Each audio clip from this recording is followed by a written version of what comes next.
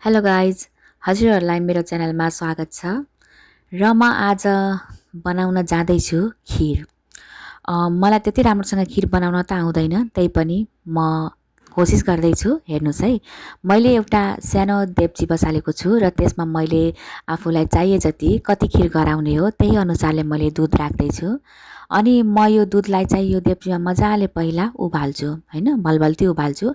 अनि म अलिकति चामल धोएर अनि यसलाई चाहिँ अलिकति बटर राखेर अनि मजाले भुट्छु, हैन। अनि रातो हुने गरी भुट्छु यसलाई म चाहिँ मजाले। यो भुटिसकेपछि अनि बल्ल मैले यसलाई त्यो उब्लिरहेको दुधमा राख्छु, हैन। मैले यतातिर चामल भुट्दैछु र भने अर्को भाँडामा मैले दुध उबाल्न राखिराखेको छु। र आज चाहिँ मैले छुट्टै तरिकाले खिर बनाउँदैछु। यसलाई अर्को हिसाबले भन्ने हो भने ढकनी पनि भनिन्छ नेपालतिर, हैन। र यो मैले चामललाई चाहिँ घिउमा मजाले भुटेर अनि यो दुध उब्लिसकेपछि यसमा चाहिँ मैले त्यो भुटिसकेको चामललाई मैले राख्छु, हैन।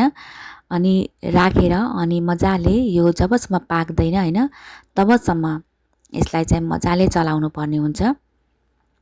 अब हेर्नुहोस्, मैले यी दुधमा भुटिरहेको चामललाई मैले त्यसमा राख्दैछु र यो राखेर मैले यसलाई चाहिँ मजाले चलाउँछु, हैन। यो खिरलाई चाहिँ हामीले एकदमै मजाले चलाउनु पर्ने हुन्छ।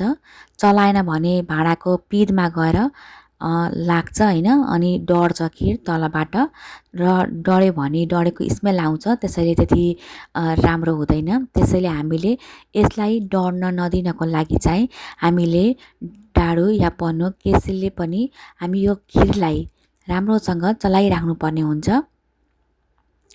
मैले चाहिँ यहाँ राम्रोसँग चलाउँदै खिर बनाउँदै गरिरहेको छु।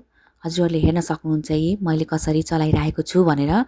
जबसम्म खिर पाक्दैन तबसम्म हामीले चलाइराख्नु पर्ने हुन्छ।